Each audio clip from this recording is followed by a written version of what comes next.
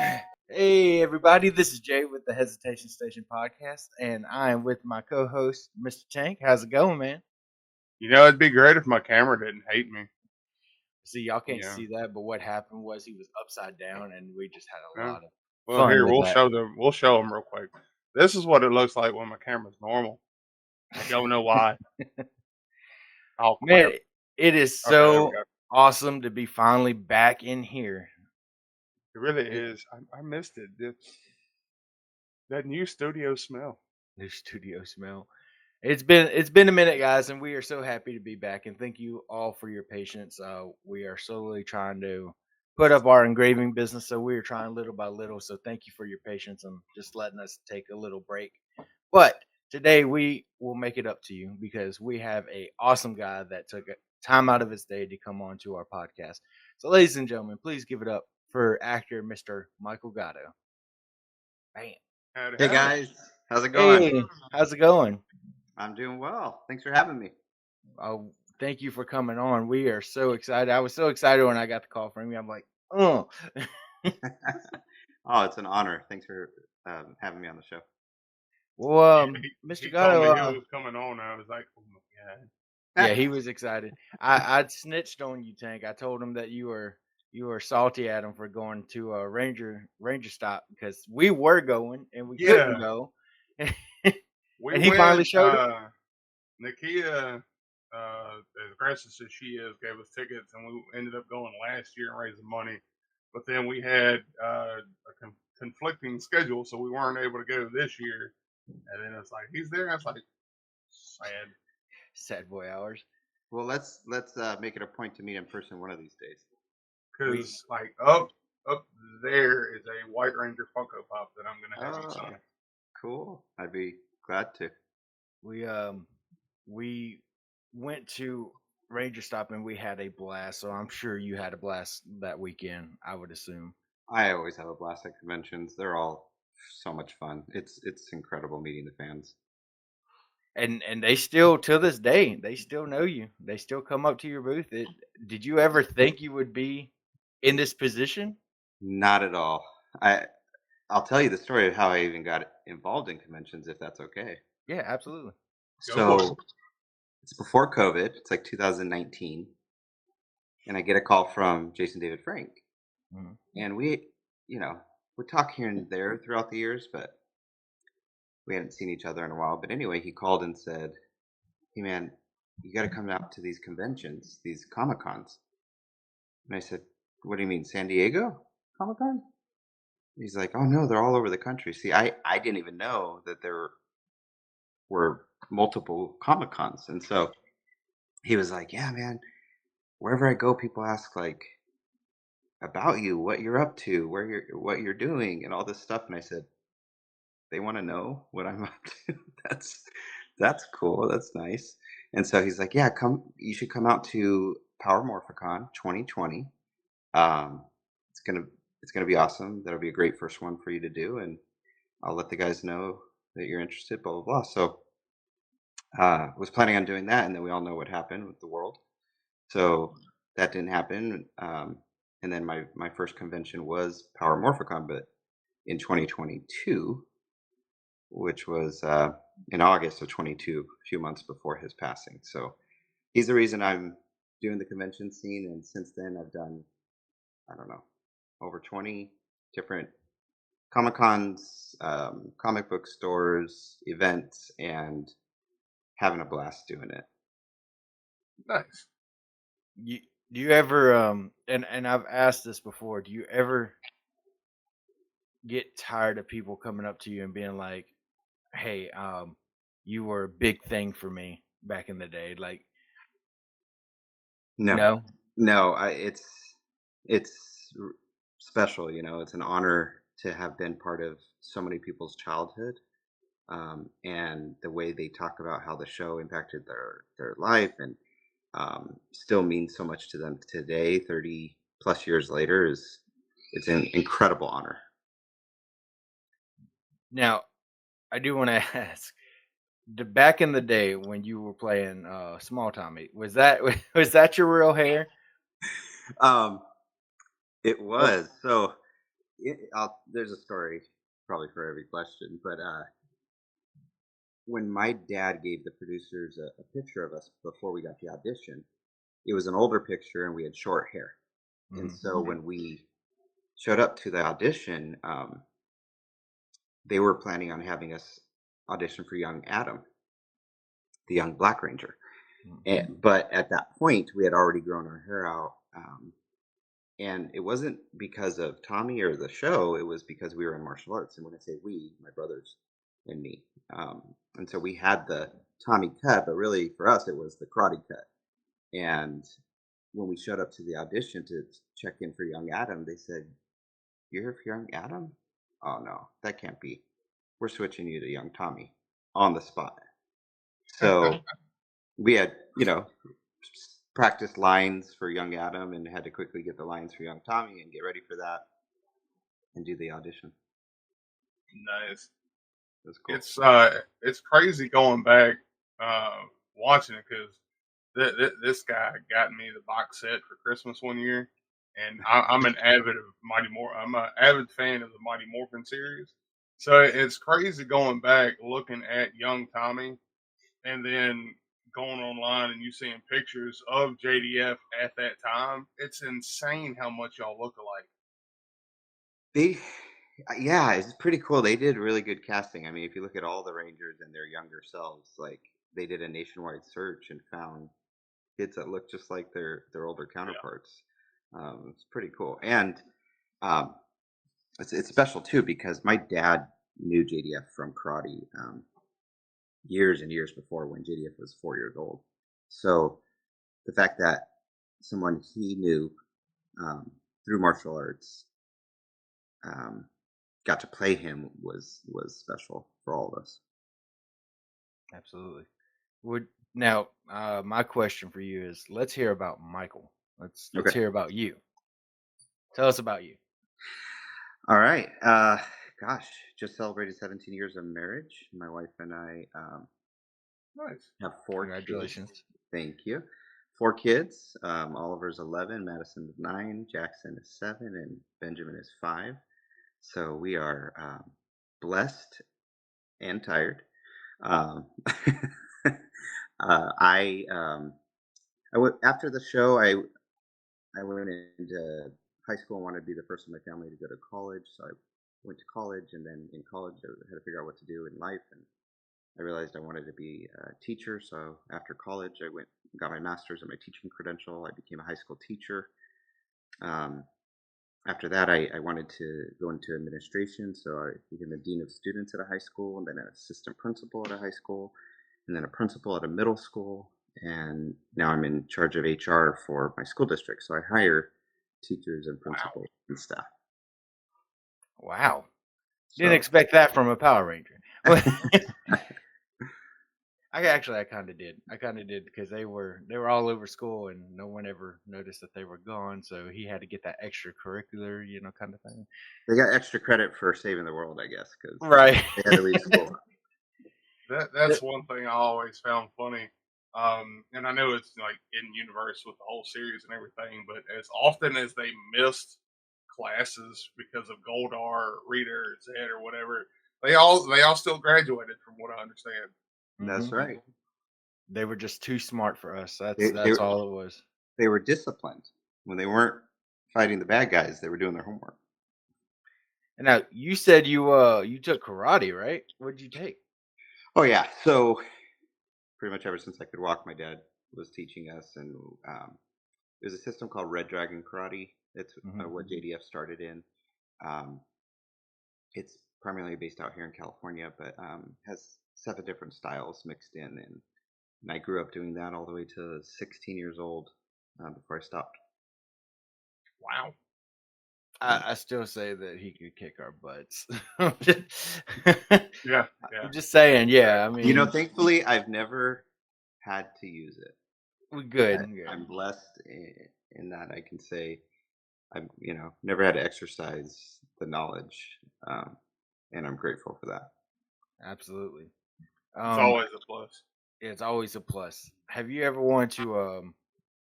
I know I've seen this on your Facebook, but have you ever wanted to like dress up in costume at a convention? Well, that's funny you should ask because you probably saw a recent post Yeah. where at this last convention, and people have asked before, but at this last convention in particular, someone's like, "Look, would you be willing to dress up as in the White Ranger suit?" Yeah. So I put on the shield, and people are like, "You got to do it, you got to do it." So I just threw up a little survey. So far, everyone said I should. You should. That would be cool. Those who responded, but yeah, I'm open to it. I'll be honest. I'm a little conflicted only because I didn't wear the suit on the show. Hmm. Yeah. That first season, we didn't even know we were Rangers really until the end, and then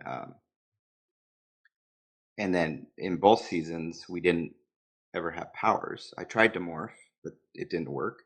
Um, so I don't want people to mistake it for me trying to try to replace JDF or step on his legacy. I'm just honored to be able to continue the legacy of the character Tommy, and if people want to see me in the suit and take some photos, I'm happy to do it. Nice. Thank you. Got any questions? I don't want to cut you off there. Oh, I got a lot of questions. Okay, go ahead. Go ahead and go. How much time do we Yeah. have? Well, one thing that I've asked like Nakia and we've asked David Fielding when we had him on, if you hadn't had gotten into Power Rangers, where do you think life would have taken you? Like, would you still be in the education field, or is there something completely different that you wanted to get into? Or I probably would still be in the education field. When I was really young, before the show, I wanted to be a pediatrician, actually, and thought I was going to be a doctor all the way up until like junior year of high school. Um, yeah, when I went to a medical conference and realized it wasn't for me. So, um, education has always been innately important to me ever since mhm, kindergarten. For whatever reason, I was serious about school, going home straight home to do my homework. Like, how much homework do you even have in kindergarten? At least back then in the 80s. Right. Now, it might be different, but my mom, as I grew up and would come home and work on my homework for hours, she'd have to force me to go out and play. And so for whatever reason, school has been important to me. And so when I went in to college and then into teaching and administration, I kind of say I've never left school. I'm pretty dumb when it comes to school. And I've Hey, and I've tried, I've really tried to be good at it, but for some reason my brain doesn't absorb the stuff that I've learned. you know what? It could be the way it's being taught to you. Like, we all learn differently. I'll say I by no means think that I'm a genius or anything like that. I just, it's about working hard, not giving up, and finding a passion in a topic or an area or field that that you enjoy. That makes sense. Tank. that's why you didn't learn a lot in the IT classes we had. He wasn't teaching you the right way. No, he wasn't. It was literally when I graduated associate's degree in IT. Cool. And unfortunately my teacher was not great. Well, Um yeah, and I'm not gonna slander somebody that's not here or anything, but it was more of, I would go in there, learn something, and then there'd be and I'm like, hello. So, and a lot of IT stuff that I know now is primarily because of him, because he has a degree as well, and it was a buddy of mine that would also teach me. So that's the only reason I know where anything that I'm at right now. So, and it sucks, but it happens, with the system over here in Mississippi sometimes. So, um, let's see. Got some more questions for you. What is the moment you knew that you wanted to be going into acting? it's a funny question because I never did. When we got the audition, actually, my older brother was the one who, since he could remember, wanted to be an actor, and so we auditioned together, and of course, I ended up getting the part, which I felt bad about, but he was very supportive and happy for me and all that. But I had never dreamt of going into acting. I never had an interest in it really, because I wanted to be a doctor at Yeah. that point. That makes sense. Well, what can you walk us through the process of you getting the character, or was it Yeah. just hey, here's my son? Your dad was like, here's my son, have him. No, we had to go through the audition process, so I kind of talked about what led up to getting the audition. But at the audition, so we studied the Tommy lines, the young Tommy lines, real briefly, and then had to go in and do some martial arts, and then some of the acting on camera. It was a tiny little room. It's one or two people in there, and as part of my kata, my imaginary fight, the martial arts that I was demonstrating, I always have a little part in there where I do back then where I would not try this today, where I would do a front handspring into the splits. And when I did that, I knocked the camera straight over. Oh So no. I think that's what made me stand out, because they were probably like, "Let's bring back that kid who knocked the camera over." Because a couple weeks later, my dad got a call to have me go back for a callback, and at that second audition, you're really reading for the producers of the show, and they hand you lines as you're walking in. So it's called a cold reading. At that point, you're not even given the opportunity to study them or practice them. So you walk in. Yeah. Someone else on the other side of the table is reading the other parts, and you just go. And then we got a call maybe a few days later. I got the part. It's pretty What? amazing. He got the part by knocking down the camera. That could have been a variable. I don't know. Yeah. It made them what stand out. what is a behind the scenes moment that really stuck with you to this day? You know, there are so many, and I get asked this question quite a bit, um, but I'll share a couple if that's okay. Okay. So there was this one scene where Billy had designed some kind of machine to try to help with the alien rangers and the moisture in the air and all that. And the line was pretty complex. The system that he designed was all technical, and I couldn't say the line just the way it was written. It was like a tongue twister for me for whatever reason. Hmm. And so we had to do so many takes to the point where the director came over and was like, "Okay," came over with a script supervisor, and they just edited the line. And so if you watch it, it's really funny because I start to say what the thing is, and then I say, "I don't know what it is. Billy made it," instead of finishing the line. Um, Another is just so I get the giggles like at the most inopportune times. Hmm. Church, weddings, funerals, like times when you're not supposed to be laughing, quiet places, and maybe not funerals, but yeah, when you're not supposed to be laughing, and I would get the giggle on set. And this one time in particular was the end of the day. It was David Yost, some of the all the other young rangers, and me, and we're trying to wrap up this scene. But I keep laughing, and they keep having to cut. And so, it's the end of the day. It's like a 12-hour day. People are just done, right? So the Hmm. director's like, "Okay, Michael, hold it together. We need to finish." But it was funny, and they ended up putting that in the bloopers. Nice. Not him telling me that, but me laughing. Hey, there's nothing wrong with that. I kind of do the exact same thing. I'll make jokes at the most inopportune time, and it's not against anybody. It's just more of that's how I deal with certain things. It's weddings, things like that. Of course, I don't like going to weddings. I can't stand them.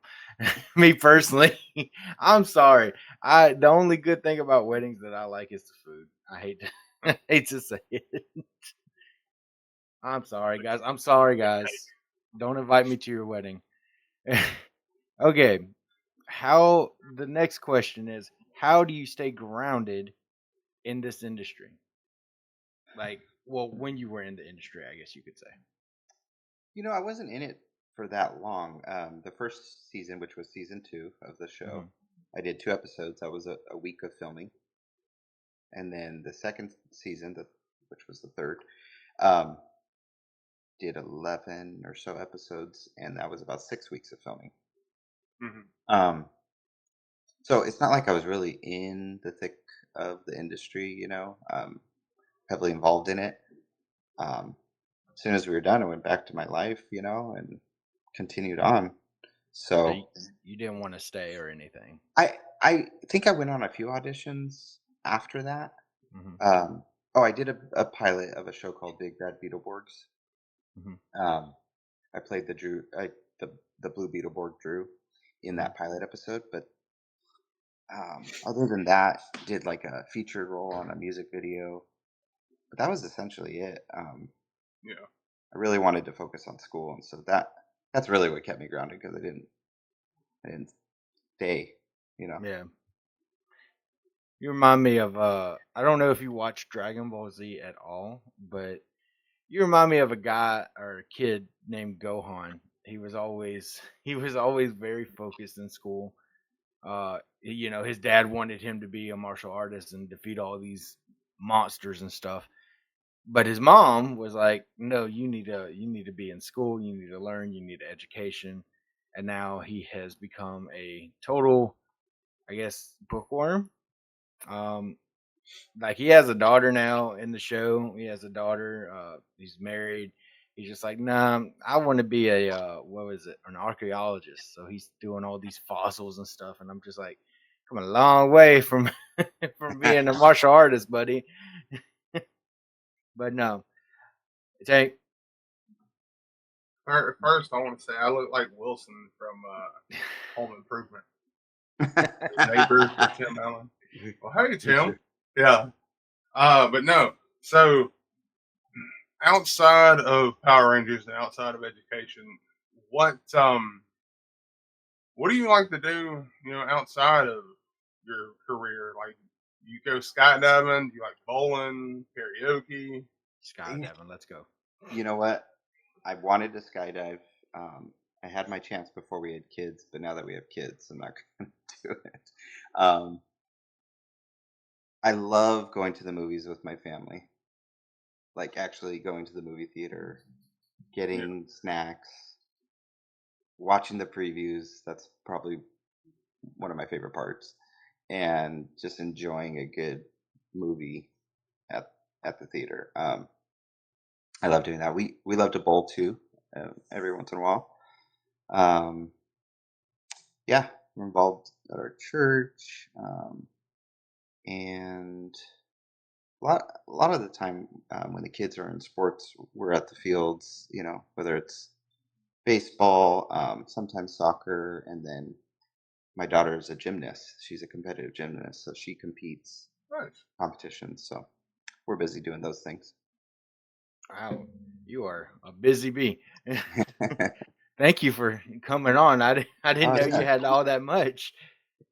Yeah, it's all good. No, I love to make time for these. I mean, I've done a few podcasts, and they're always so fun. We try to make it fun. We're just, the problem with us is that we are very ADHD. So we'll either A, say something that we're not thinking fully through, or B, we'll have a detour and be like, oh, squirrel. So It's all good. that's our problem. That's our thing. No worries. Another question I got for you that I can think of is if you were still doing acting, like if you were still going in that industry or that way, what show do you wish you were a part of? And it doesn't have to, it could be something that you heard of through the grapevine, or it could be something past wise that you would want to be on.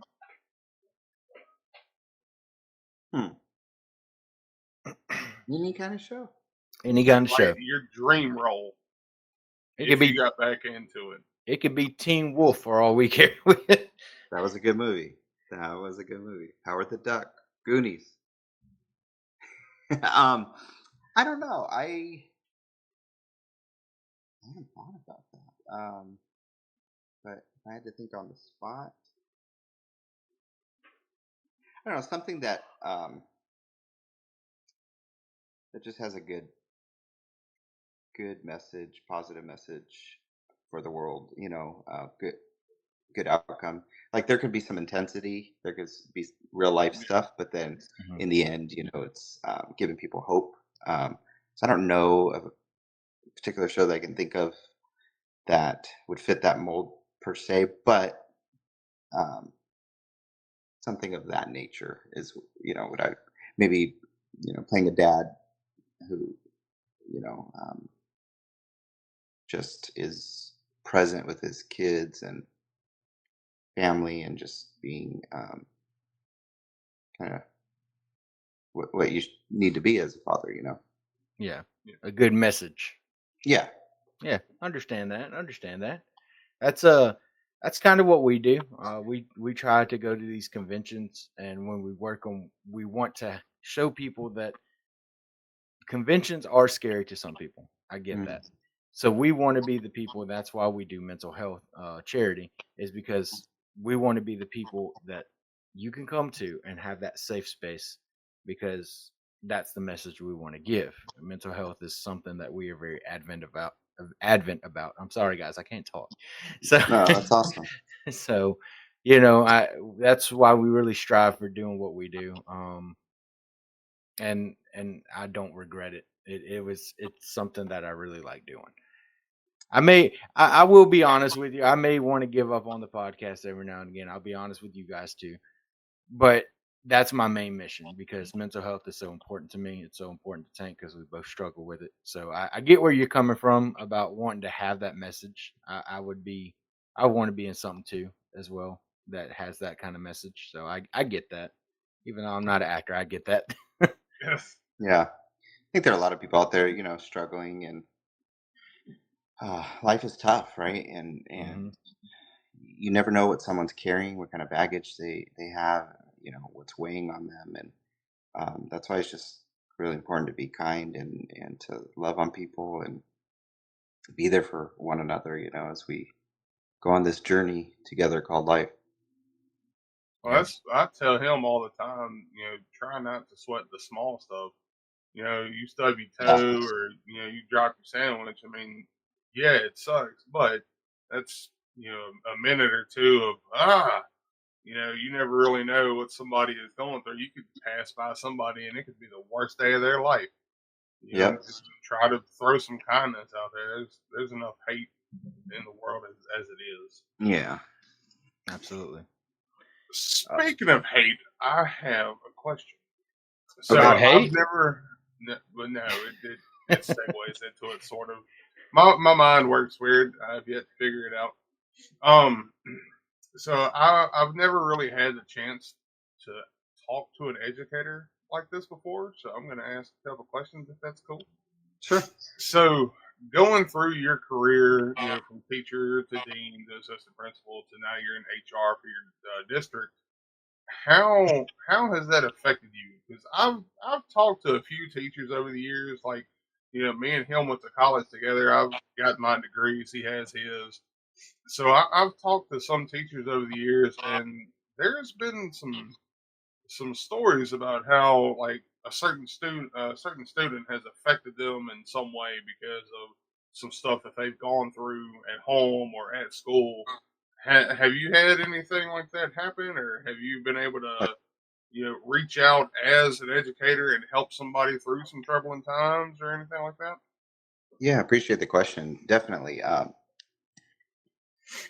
I've had many students who would come to me, with issues at home and um, just issues in life in general, and I had the opportunity to be that positive person in their life, and it it impacted me in that I realized the incredible responsibility that I had to be that positive, I don't know, person in their life. And I can think of this one high school student I had in particular who he was a sophomore when I had him in English, and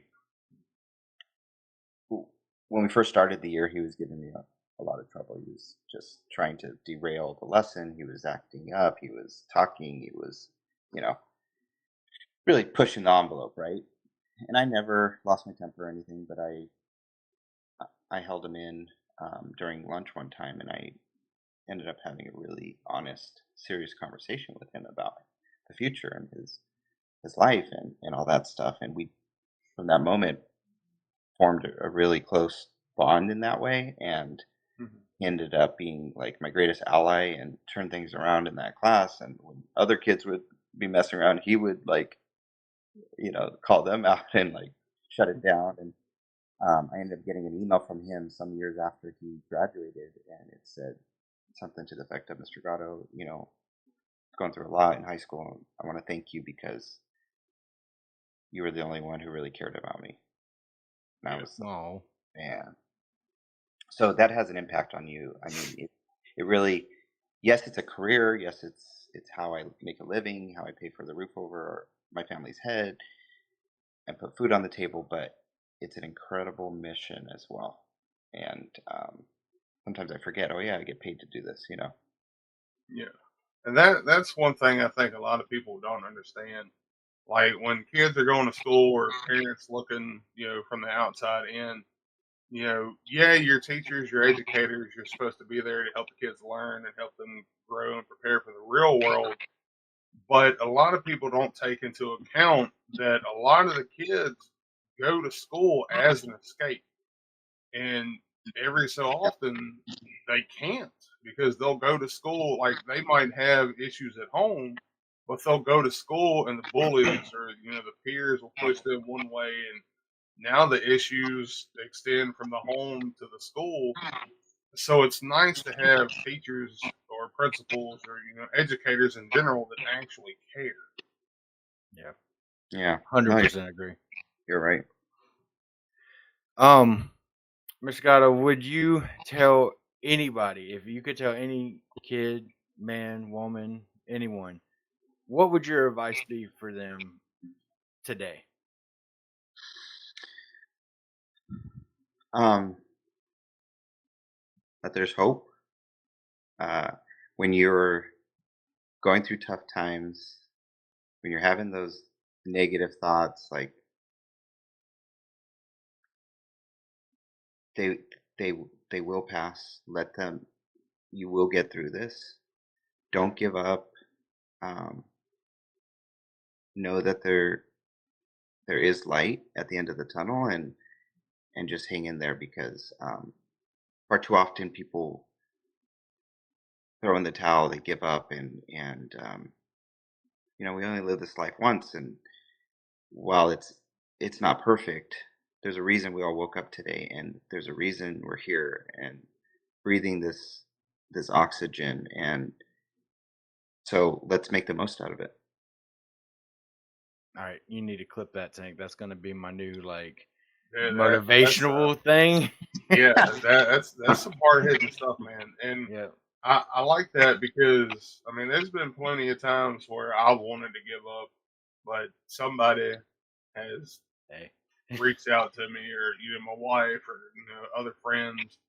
It's, I mean, like we said earlier, you never really know what somebody else is going through, and that's why I'm glad that, like Jay said, I'm glad we work with Nami or try to support Nami because him and I struggle, a lot. And at times when it seems super dark, you really don't look for the light. It seems like you're surrounded by darkness all the time, but that's where having a really good support system comes in. The friends that care, the family that care, educators that care. It lets you know that yeah, times are tough right now. Yeah, there's darkness, but there is always light. It's that quote from Iroh, um, from Avatar: The Last Airbender. If you look for darkness, that's all you'll see. But once you find the light, it's blinding. Or something Mm. along those lines. Something So along those lines. It's not a verbatim quote. So we've had, you've gone through Power Rangers. You had a scene in one of the Wolverine either video games or movies that happened. Now you're an educator. Where do you see yourself, in the next 10 to 15 years? Are there higher levels in education that you want to go through, or you have like a side dream that you'd like to check out, or In the Power Ranger suit. That's where he sees himself. that's 5 years, sir. I said 10 to 15. That could be this year. Yeah. Actually, Hey, yeah, there yeah. you go. We'll see. We'll see if by year's end, if I get in the White Ranger suit. So I'm an assistant superintendent. So the next level for me is superintendent, but I don't necessarily have a timeline for that. I'm focused on what I'm doing now, where I'm at, and it's an honor to do that. Beyond that, after retirement and stuff, I think I wouldn't mind maybe going back and getting an agent and pursuing acting and seeing if anything pans out in that arena. That would be cool. So, looking forward to Power Rangers 2.0 in like 10 years. I'd be down for that. That'd be fun. Do you have? No, never mind. I'm not gonna ask a question. I gave Tank the last question. I'll let you have it, buddy. Just because I love you. Oh, At least somebody loves me. You well, you got guys a have wife. you guys have been amazing. Thank you so much for Thank having you. me. Really appreciate it. We really Oh, appreciate you coming on. Trust me. Would I've you been do? fangirling all day. Well, thank you so much, Mr. Oh, Gotto, yeah. for coming on. We really, really appreciate it. And if you ever need anything from us, please message us or let us know. We'll be more than happy to help you. It's been my pleasure and honor. Thank you guys so much. Thanks. All right. Thank you so much. All right, guys, just to let y'all guys know before we end off, we still have this up for grabs, by the way. It is a signed Alex Lee Jinwoo that we're giving away on all of our socials. All you have to do is follow the instructions and you win it. Thank you so much, Mr. Gotto, for coming on. We appreciated it. Make sure you subscribe and like all of our social media platforms, Facebook, TikTok, Instagram. We're on everything. So until next time and next episode, we hope y'all have a wonderful and safe 4th of July. And I'll talk to y'all guys later. See y'all on the next episode. I look like a turtle.